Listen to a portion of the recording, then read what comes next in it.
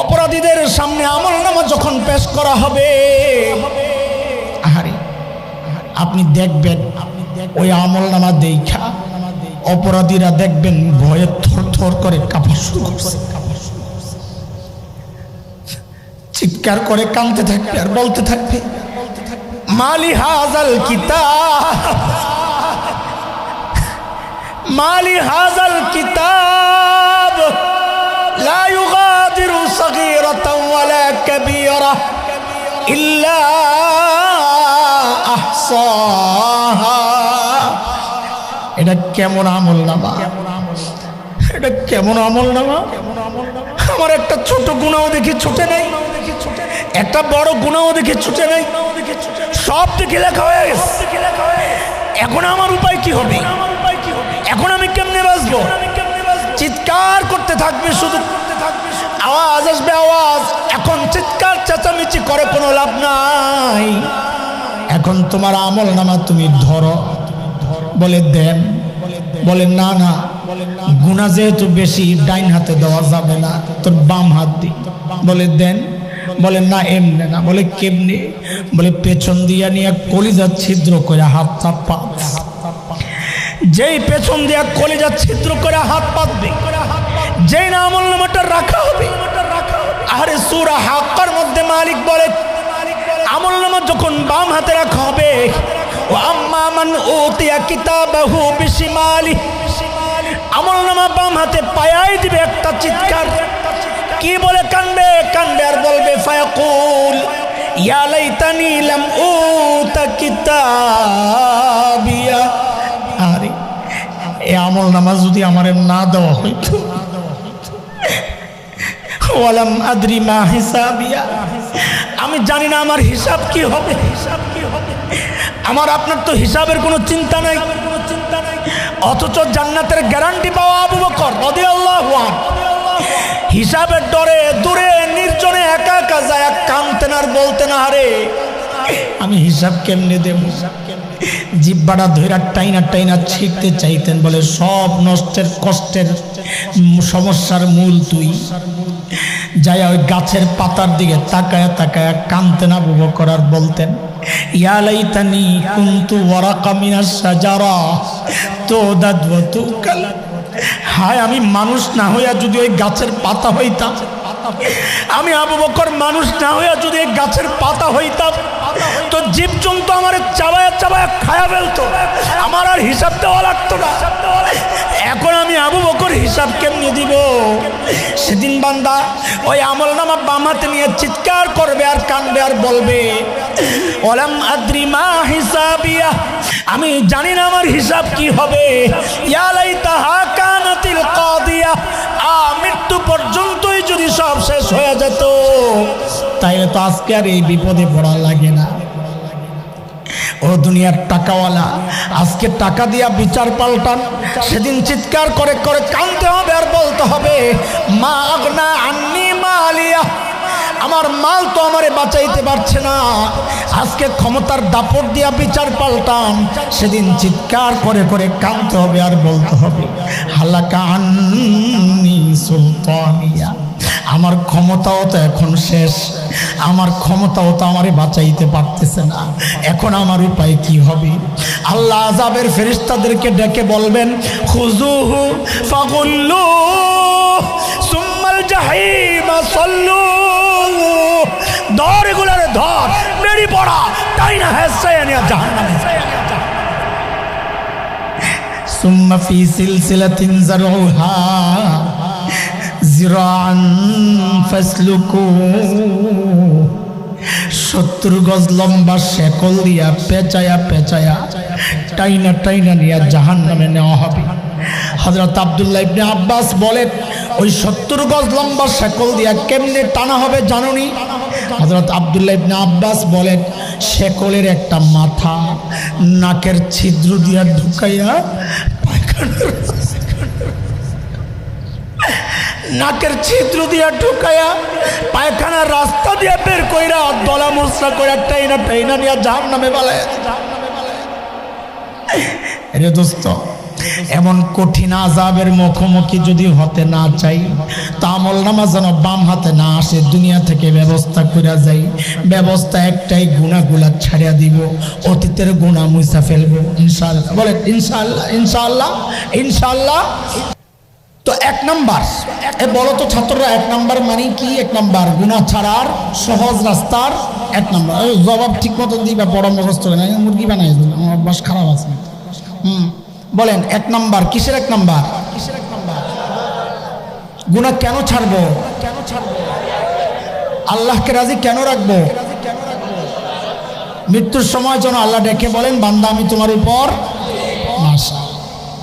এক নাম্বার। যত বিপদ দেখবে, যত বিপদ দেখবে, হুচুট খায়া পড়ছে, আপনি মনে মনে ভাববেন এটা আমার গুনার ফসল। অসুস্থ হয়ে গেছে, আপনি মনে মনে ভাববেন এটা আমার গুনার ফসল। একটু ভেঙে নেই, বিপদ শুধু গুনার কারণে আসে না। বিপদ আল্লাহ নেককার বান্দাকেও দেন পরীক্ষা করার জন্য। কিন্তু আমি ওইটা ভাববো না যে আমাকেও আল্লাহ পরীক্ষা নিচ্ছেন, তাইলে আমার ভেতরে একটা ভাব আসতে পারে যে আমি মনে বুজুর্গ হয়ে গেছি, আল্লাহ আমার পরীক্ষা নিচ্ছেন। আরে না, আমারই পরীক্ষা নেবেন কেন? পরীক্ষা তো নেবেন আল্লাহ তার স্পেশাল বান্দাদের। আমি কি স্পেশাল নাকি? আমি পাপী বান্দা, আমারে আল্লাহ বিপদ দিচ্ছেন আমার গুনার কারণে। ব্যবসা মন্দা, আমি ভাববো আমার গুনার ফসল।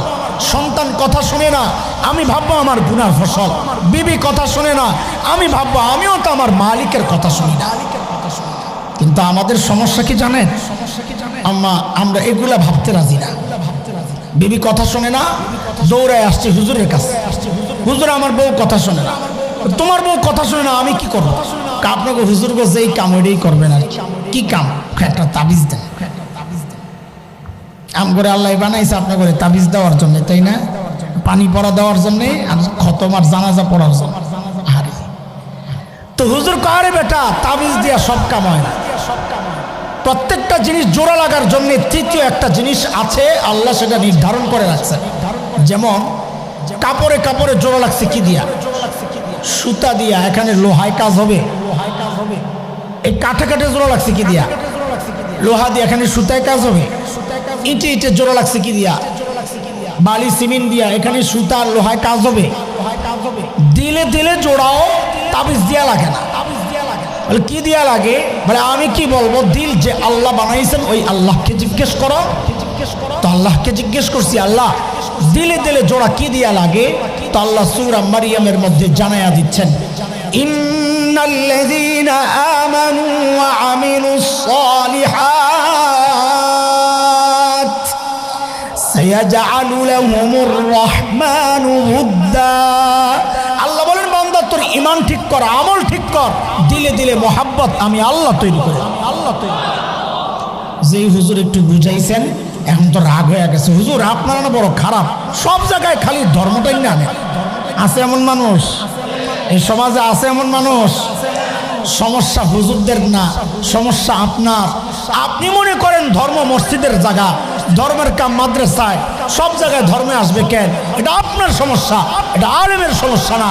আল্লাহ ধর্ম পাঠাইছেন সব জায়গার জন্যই। মসজিদেও ধর্ম চলবে, সংসদেও ধর্ম চলবে, সংসদ সচিবালয়, বাজার, মার্কেট, সব জায়গায় ধর্ম চলবে। এটা আপনার সমস্যা। মৌলবীদেরকে রাজপথে দেখলে আপনার মাথা খারাপ হয়ে যায়। হুজুরও মিছিল করে, হুজুরও, কারণ আপনি মনে করছেন হুজুরের কাম খালি আজান দেওয়া। এটা আপনার সমস্যাটা, হুজুরের সমস্যা। আল্লাহ ধর্ম পাঠাইছেন সব কিছু করার জন্য। কথা বলেন, আমি এমন অসম্পূর্ণ ধর্ম গ্রহণ করি নাই আলহামদুলিল্লাহ, যে ধর্ম আমাকে জীবন চলার কোনো জায়গায় দিক নির্দেশনা দেয় নাই। আমি তো এমন অসম্পূর্ণ ধর্ম গ্রহণ করি নাই আলহামদুলিল্লাহ। আমাদের ধর্ম টয়লেটে কিভাবে যেতে হয় সেটাও শিখেছে আলহামদুলিল্লাহ। যে হুজুর এই কথা কইছে, আমি তো আরো রাগ হয়ে গেছে। বেটায় লাগবো না আপনার ওই সমস্ত তাবিজ টাবিজ। তো হুজুর লাগে খাতির আছে, হুজুর ধরছে, এই তুই যে রাগ হয়ে যাস গা, কি করবি যাইয়া? কত বউ যেই জন্য রাগ হইছে ওইটা মিটাইয়া যাবো। কি জন্য রাগ হইছে? ওই যে হিন্দি সিনেমার একটা সিরিয়ালে শাড়ি একটা দেখছে, ওটা দেখে পছন্দ হয়েছে, দেই না দেখেই তো এক সপ্তাহ দিলাম, তরকারি মজা হয় না। কত 10,000 কয় লাগে, শাশুড়ির একটা দেবো 2 বছরের জন্য রাগ ব্লক। আমি আর আপনি যে টাকা দিয়ে দিল জয় করতে চাইবো, ওইটা আল্লাহ জানেন কিনা? কথা কয় না। আল্লাহ জানেন কি না? আল্লাহ জানি না কি বলতেছেন সূরা আনফালের মধ্যে। আর কি সুন্দর করে আল্লাহ বলে দিচ্ছেন। আল্লাহ বলেন তুই টাকা দিয়ে দিল জয় করবি? কয় টাকা রে? 10, 20, হাজার, লাখ, মিলিয়ন, বিলিয়ন, ট্রিলিয়ন, শোট সারা দুনিয়াও যদি খরচ করস, দিলে দিলে জোড়া লাগাইতে পারবি না। কারণ এটা টাকার কাজ না, এটা আমি আল্লাহর কাজ। কার কথা?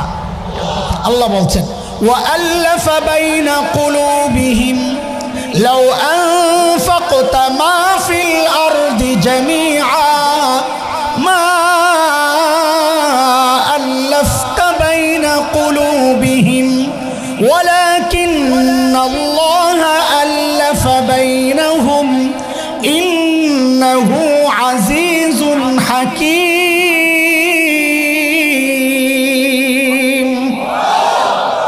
দিলে দিলে জোড়া লাগান কি? বলেন কে লাগান?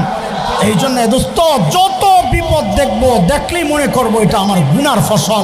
যখন দিল আর দিমাগের মধ্যে বসে যাবে যে গুনাহ করলে বিপদ হয়, তখন আস্তে দেখবেন গুনাহ থেকে বাঁচা আপনার জন্য সহজ হয়ে গেছে। সহজ বুঝে আসছে কথা? বুঝে আসছে কথা? এক নাম্বার গেল। কিসের এক নাম্বার? কিসের এক নাম্বার? গুনাহ ছাড়ার সহজ রাস্তা। গুনাহ কেন ছাড়বো? আল্লাহকে রাজি কোরআনা রাখার জন্য। কেন রাখবো? মৃত্যুর সময় যেন আল্লাহ ডেকে বলেন বান্দা আমি তোর উপর। 2 নাম্বার, এই যে এখানে বসে আছেন গুনাহ করতেছেন, গুনাহ যে ছাড়ছেন কষ্ট লাগতেছে আপনাদের? ওহো, তাইলে তো বোঝা গেল এখনো এমন কিছু আছে যার কারণে আমরা গুনাহ তো ছাড়ছি কিন্তু আমাদের কষ্ট লাগে না। কি সেটা? টিউবলাইট, এই সামিয়ানা আমাদের বড়রা ওইটাও বের করে দিয়েছেন যে এখানে যে বসছি গুনাহ যে ছাড়ছি কষ্ট লাগে না। কি এটা? সেটা হইল নেককাররা যখন একসাথে থাকে তখন গুনাহ ছেড়ে দেওয়া সহজ হয়ে যায়। এই জন্য দোস্ত বলি, আপনি শাইখুল হাদিস না মুহাদ্দিস, মুফতি না ইমাম না খতিব না পীর না ডাক্তার না ইঞ্জিনিয়ার না ব্যবসায়ী জানার দরকার নাই। আপনি যদি ইমানদার হয়ে থাকেন তো একজন আল্লাহওয়ালার সাথে যায় সম্পর্ক করেন। আল্লাহওয়ালার সাথে সম্পর্ক করলে, আল্লাহওয়ালাদের কাছে গেলে, নেককারদের সঙ্গে থাকলে গুনাহ ছেড়ে দেওয়া সহজ হয়ে যায়। এটা অনেকে বলে এটা অযৌক্তিক কথা, পীর মুরিদি এগুলো শুনলে অনেকের গা জ্বালা জ্বালা করে। হ্যাঁ করে, ওই যে দেওয়ানবাগিরে দেখে হ্যাঁ অভ্যস্ত। এই জন্য আল্লাহওয়ালা হক্কানি পীর মাশায়েখ আছে না? আছেন তো, তাদের কাছে গেলে গুনাহ ছাড়া সহজ হয়। কেন? আপনি যুক্তি দিয়েও বুঝেন, কোরআন হাদিস তো আছে। এই যে আমার মাথার টুপিটা আল্লাহওয়ালা না আল্লাহওয়ালার পোশাক? বলেন না। আমার এই লম্বা জামাটা আল্লাহওয়ালা না আল্লাহওয়ালার পোশাক? ও আমাদের কয়েক ভাইরে দেখছি পাগড়ি বেঁধে বইয়া রয়েছে। এই যে পাগড়ি, এই পাগড়িটা আল্লাহওয়ালা না আল্লাহওয়ালার পোশাক? হ্যাঁ বলেন না। আল্লাহওয়ালার পোশাক। তো এইবার বলেন, আপনারা কখনো দেখেছেন কাউকে এই পাগড়ি লাগাইয়া লম্বা জামা পইরা সিনেমা হলে ঢুকতেছে? দেন নাই? মাশাআল্লাহ। কেন? এই পাগড়ি আর এই লম্বা জামা তারে আটকায় দিছে। করস কি তুই এই পোশাক পইরা সিনেমা হলে যাওয়া? খেয়াল করেন, খেয়াল করেন, বড় সূক্ষ্ম বিষয়। আরে আপনি এখনো আল্লাহওয়ালার কাছে যান নাই, শুধুমাত্র আল্লাহওয়ালার পোশাকের সাথে লাগছেন, তাতে আপনার জন্য গুনাহ করা কঠিন হয়ে গেছে। তাইলে আল্লাহওয়ালার কাছে গেলে তো গুনাহ করা আপনার জন্য অসম্ভব হয়ে যাবে। কথা বুঝে আসছে কথা?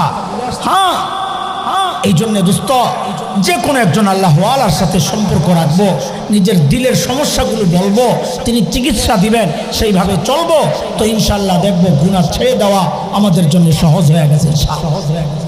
কয়টা গেল? আমি তাড়াতাড়ি করতেছি, শেষ দুইটা একটু সময় লাগবে এই জন্যে। বলেন কয়টা গেল? 1 নাম্বার, যত বিপদ দেখবো ভাববো কিসের ফসল। 2 নাম্বার, আল্লাহওয়ালার সোহবত। বলেন কি? এই 2টা চিকিৎসা গ্রহণ করলে কি উপকার হবে আমাদের জন্য? গুনাহ ছেড়ে দেওয়া সহজ হয়ে যাবে। গুনাহ কেন ছাড়বো? আল্লাহকে রাজি রাখার জন্য। আল্লাহকে রাজি কেন রাখবো? যেন মৃত্যুর সময় আল্লাহ ডেকে বলেন বান্দা আমি তোর উপর। চলেন 3 নাম্বার। কিসের 3 নাম্বার? গুনাহ ছাড়ার সহজ রাস্তা আশা। দেখেন আমরা যখন কোনো বিল্ডিংয়ে ঢুকি, হসপিটালে ঢুকি, অথবা যে কোনো ভবনে, মার্কেটে ঢুকি, অনেক সময় লেখা থাকে এই ভবনটি, এই বিল্ডিংটি সিসি ক্যামেরা দ্বারা নিয়ন্ত্রিত, লেখা থাকে না? এই লেখাটা দেখলেই আমার মধ্যে একটা পরিবর্তন চলে আসে। তখন আমি সতর্ক হয়ে যাই চলার মধ্যে, বলার মধ্যে। কেন? কারণ আমি বুঝে গেছি যে আমাকে রেকর্ড করা হচ্ছে, দূর থেকে আমাকে কেউ ফলো করছে, আমার যে কোনো দোষ তার সামনে চলে যাবে। আমি সতর্ক হয়ে যাই। খেয়াল করে,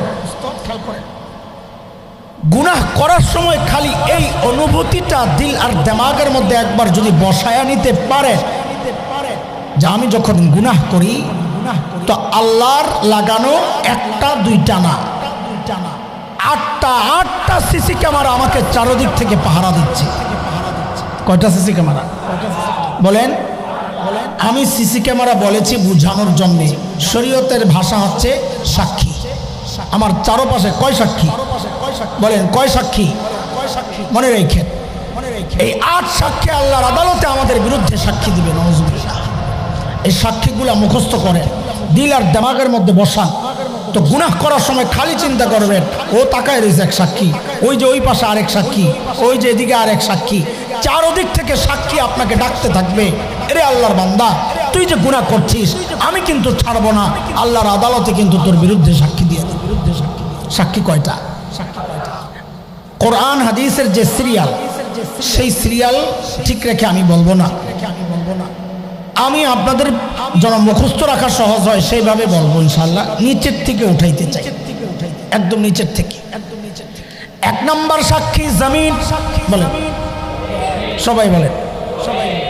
আল্লাহ কোরআনে বলেছেন ইয়াউমা ইযিন তুহাদ্দিসু আখবারাহা বিআন্না রাব্বাকা আওহা লাহা।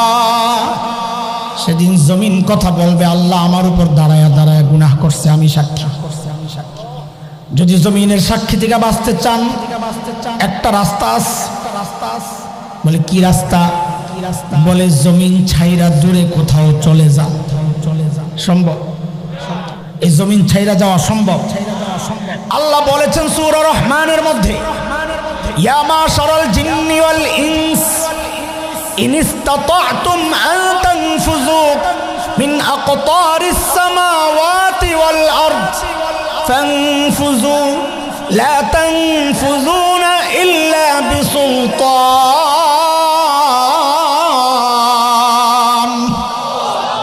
ও জিন ও মানুষ, যদি তোমাদের শক্তি সামর্থ্য থাকে তো এই জমিন আসমানের পরিধি থেকে বের হয়ে যাও। আল্লাহ বলেন আমি না চাইলে তুই পারবি না, পারবি না। এই জন্য গুনাহ করার সময় একবার তো ভাবেন, আহারে জমিন তো সাক্ষী হয়ে যাচ্ছে, এই জমিন তো আমার বিরুদ্ধে সাক্ষী। কয় সাক্ষী?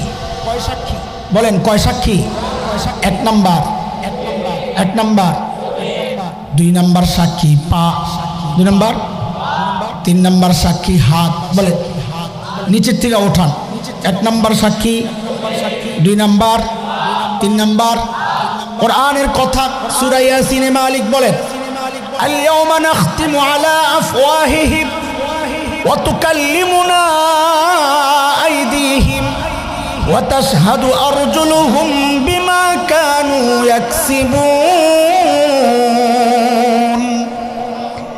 সেদিন আল্লাহ জবান বন্ধ করে দিবেন, মোহর লাগাইয়া দিবেন, জবানে কথা বলা বন্ধ। তখন হাত কথা বলবে, হাত, ও আল্লাহ এই হাত দিয়ে আমি গুনাহ করছি, আমি সাক্ষী।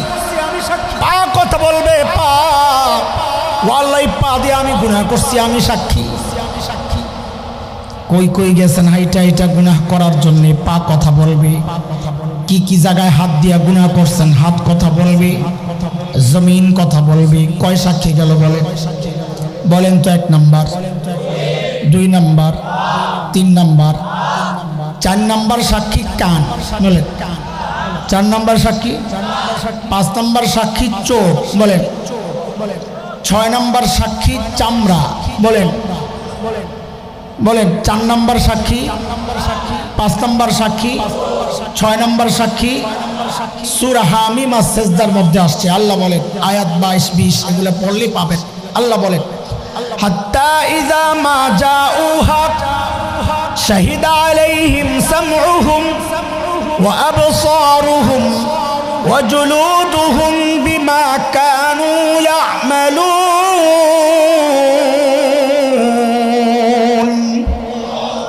সেদিন কান সাক্ষী দিবে, চোখ সাক্ষী দিবে, চামড়া সাক্ষী দিবে।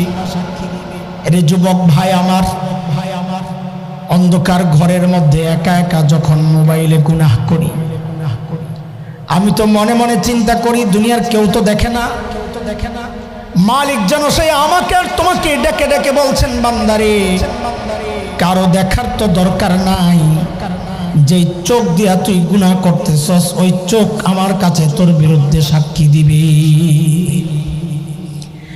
হেডফোন লাগায়া গান শুনি আর মনে মনে ভাবি দুনিয়ার কেউ বুঝি জানে না, টের পায় না।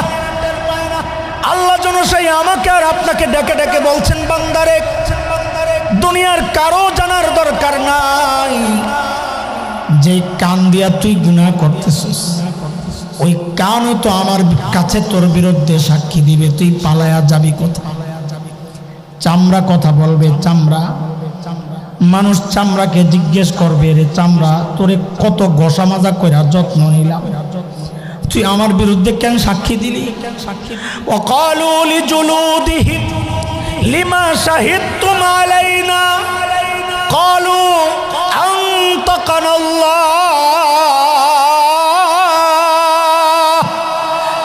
ক্বালু আনতাকানাল্লাহুল্লাযী আনতাকা কুল্লা শাই।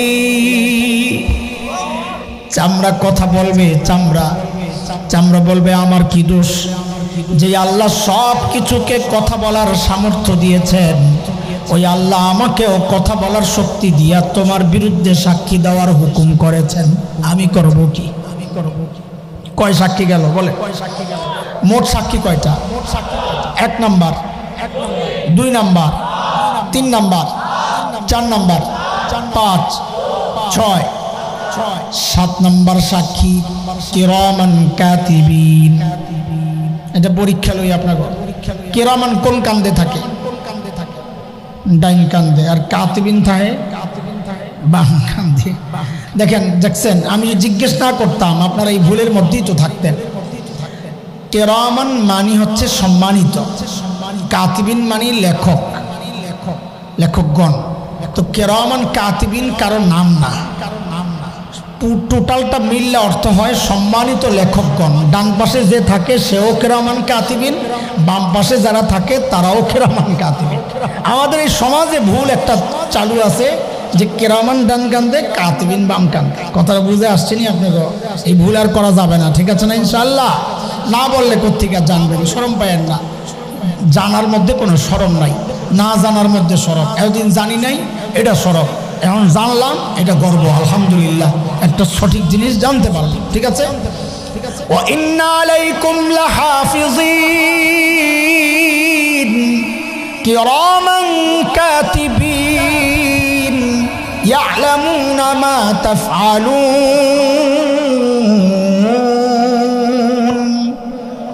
ফেরেশতারাও দাঁড়ায় যাবে, 7 নাম্বার সাক্ষী। ফেরেশতারা দাঁড়ায় যাবে, বলবে আল্লাহ এই বান্দা কই কই গেছে, কি কি করছে সব আমরা জানি আল্লাহ, আমরাও সাক্ষী। আরে বাঁচার কোনো উপায় নাই। কয় সাক্ষী গেল বলে? জোরে তাড়াতাড়ি তাড়াতাড়ি। সাক্ষী মোট কয়টা? শোনায়া দেন তো 7টা। 1 number, 2 number, 3 number, 4 number, 5 number, 6 number, 7 number, 8 number হইল আসল সাক্ষী। 8 নাম্বার আসল সাক্ষী। দেখেন, কোরআন হাদিস এটাকে আসল সাক্ষী বলা হয় না। তো আপনি বলেন কেন? কোরআন হাদিসের বলার ঢং দেখা আমার কাছে মনে হয়েছে, আমি খেয়াল করছি, সবগুলো সাক্ষী বলার সময় আল্লাহর বলার ঢং ছিল একরকম, কিন্তু যেই দেখলাম এই সাক্ষী আয়া পড়ছে, এখন দেখি যে আল্লাহর বলার ঢং পাল্টায় গেছে। সেই সাক্ষীটা হচ্ছে প্রত্যেকের আমল নামা। সেই সাক্ষী কি? বলেন সেই সাক্ষী কি? প্রত্যেকের আমল নামা বলার সময় দেখলাম আল্লাহ খুব কঠোর হয়ে গেলেন, বলার ধরন পাল্টায় গেছে। যেমন আপনি কয়টা শোনাম, সূরা কাহাফেরটা শোনাম। আল্লাহ নবীকে ডেকে বলছেন, ওয়াউদি আল কিতাব ফাতারাল মুজরিমিনা মুশফিকিনা মিম্মা ফীহ।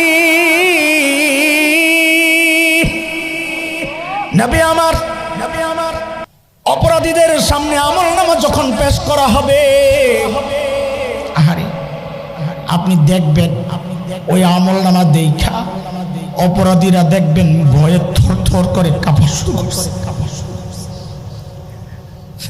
চিৎকার করে কাঁদতে থাকবে আর বলতে থাকবে, মালি হাযাল কিতাব,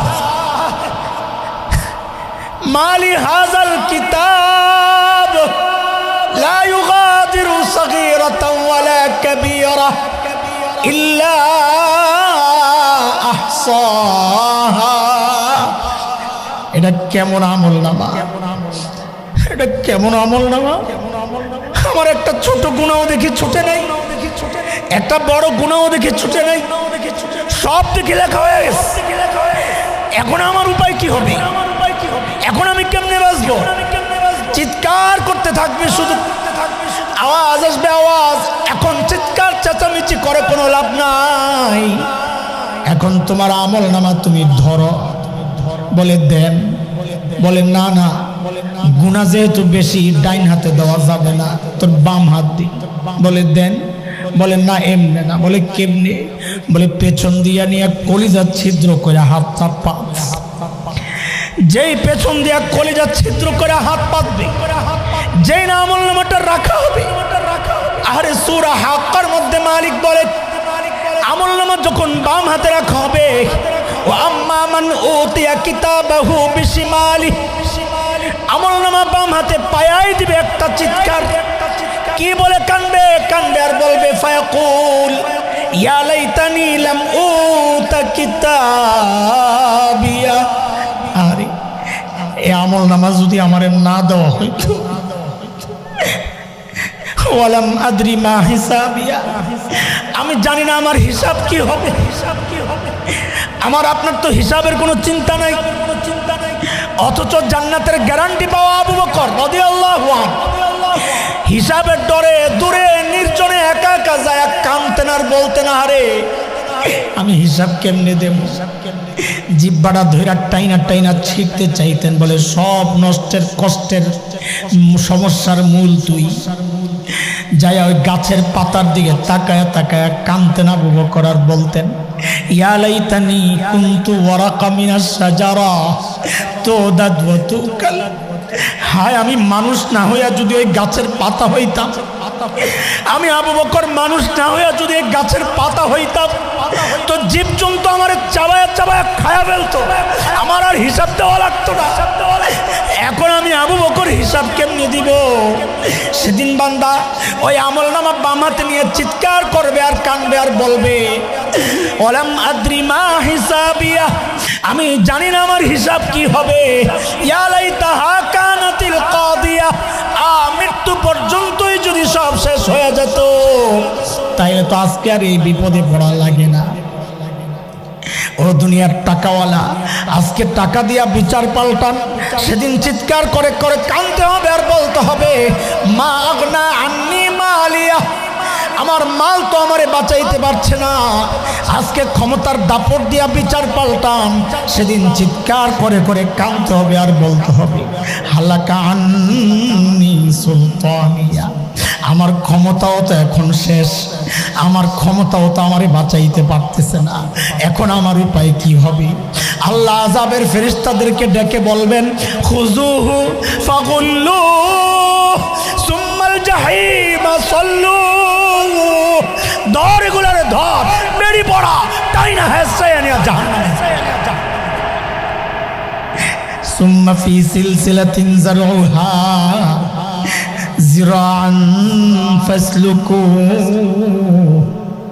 70 গজ লম্বা শেকল দিয়া পেঁচায়া পেঁচায়া টাইনা টাইনা নিয়ে জাহান্নামে নেওয়া হবে। হযরত আব্দুল্লাহ ইবনে আব্বাস বলেন, ওই 70 গজ লম্বা শেকল দিয়া কেমনে টানা হবে জানুনি?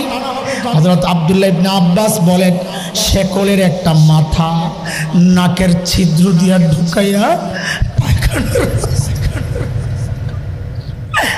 নাকের ছিদ্র দিয়া ঢুকাইয়া পায়খানার রাস্তা দিয়া বের কইরা দলা মোসরা কইরা টাইনা নিয়া জাহান্নামে বালায়। রে দোস্ত, এমন কঠিন আযাবের মুখোমুখি যদি হতে না চাই, তা আমল নামা যেন বাম হাতে না আসে, দুনিয়া থেকে ব্যবস্থা কইরা যাই। ব্যবস্থা একটাই, গুনাহগুলা ছাড়িয়া দিব, অতীতের গুনাহ মুছা ফেলবো ইনশাআল্লাহ। বলেন ইনশাআল্লাহ, ইনশাআল্লাহ, ইনশাআল্লাহ।